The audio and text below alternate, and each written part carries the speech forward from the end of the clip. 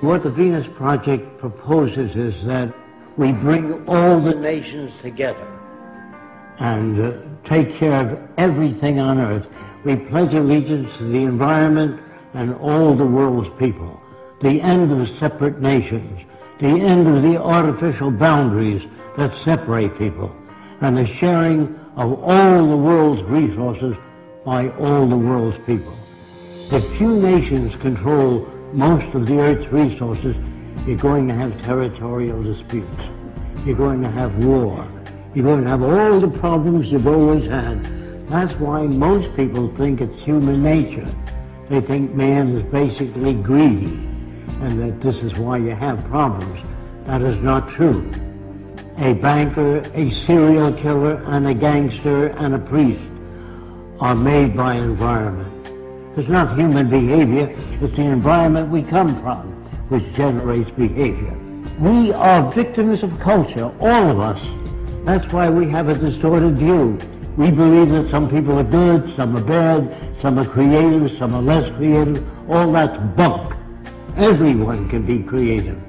Now they tell you in your schools that plants grow. That's a lie. They need water, sunshine, soil, moisture, gravity, all those things. Without them, the plant doesn't move.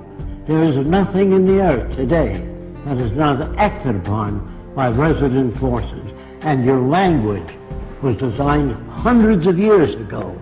That's why we can't talk to each other. We talk at one another, not to one another.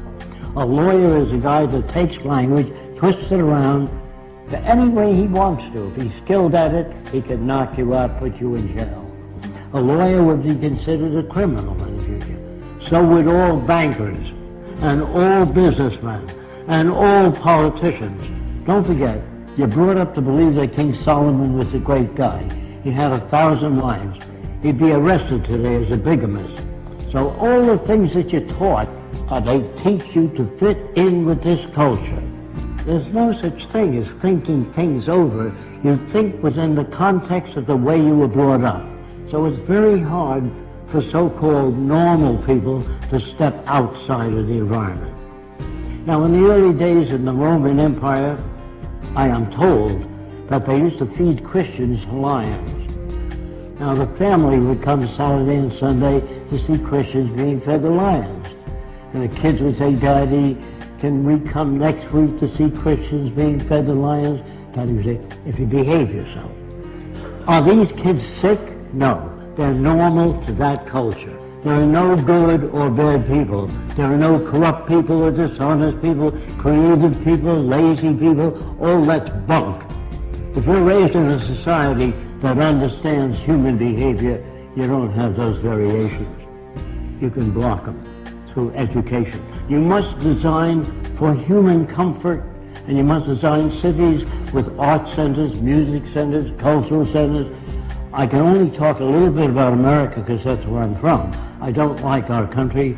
It's completely corrupt. And that's for most civilizations today. They're all corrupt. I'm sorry to say that.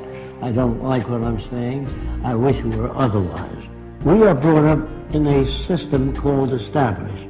Established means it serves the interest of the lead group, the control group.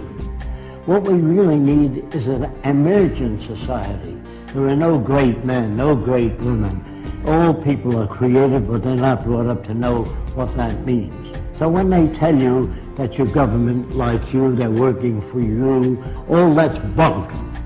So when I say people hardly know what they're talking about, because they're not brought up to be sane. They're brought up to fit in with the establishment. National loyalty is really a form of stupidity. All people need clean air, clean water, arable land, and a relevant education. That means no businessmen, no advertising, no investment bankers. I used to work for Ernst Udet, and I said, how did you shoot down 70 airplanes? And he said to me, I would fly above aerial combat and watch the rookies that couldn't handle planes well and knock them off. Now, what kind of a person is that? He's a war hero, great man.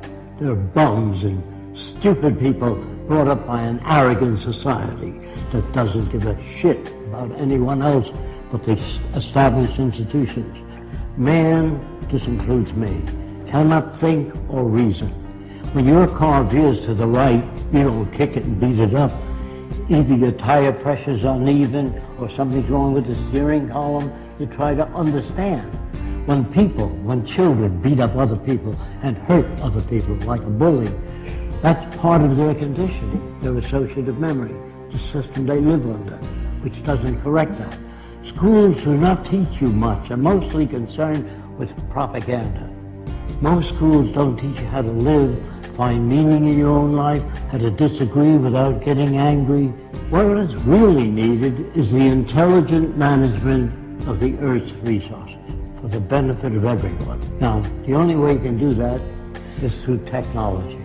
Everything that you have, your lights, your air conditioning, your automobile, your airplanes, all technology. Politicians can't give you that. Politicians don't know what to do. They make laws. Say no to drugs. Well, that's not going to stop a person from selling drugs as long as there's money in it. But if you do away with the money system and build access centers where anyone can have access to the necessities of life without filling out a million forms or appealing to Fresco, it's all available to everyone. Go to your big department stores or your food stores, you'll see lots of stuff. We are now capable of producing an abundance. People say to me, I know two people from the same environment. One turned out to be a priest, the other a gangster. If environment is everything, how do you get those differences? You get those differences by playing with the youngest child, 4 years old, while the 7-year-old stiff. That's where jealousy comes from. It comes from poor manipulation of the variables. If you grade children in school, you hurt the other kids. I got an A, what did you get? F, failure. You know, all of us, by the way, are prostitutes in this system. If you sing and you sell toothpaste, you're a prostitute. If you get up and you say, I got just the house you're looking for, you're a prostitute for the establishment. So there's no good or bad people now. We're perfect reflections of the culture we live in. Again, I'm sorry about that. How can you pray to a God? How can you talk to God? They think, due to ego problems, that they're specially selected. The Jews are God's chosen people. The Germans are the master race. You know, all these little egocentric people think that they're put here to lead the world into a better direction. Galileo found seashells on the mountaintop. He took it to the Catholic Church, and he said, maybe the mountain was once under the water and was pushed up. And the church said, no, the devil put that stuff there to confuse you. So the world you live in is as full of shit as a Christmas turkey. And you're not about to talk to people and turn them around. You have to demonstrate it. So I don't say science is perfect, but it's closer to our problems than any other system. People really don't know what to do, so they put up a sign, thou shalt not steal, don't be dishonest. That doesn't change people. All money systems, as they begin to collapse and change, they move toward fascism. It's part of the history of civilization to move in that direction. The wealthy people try to protect what they have. I went to the South Seas when I was 21. Everybody on the island was nude, except when men climbed trees. They wore kind of a jockstrap to prevent their balls from being caught in the branches. So everybody walked around nude. And the interesting thing about it is I never saw a native stare at a girl's body, only her eyes.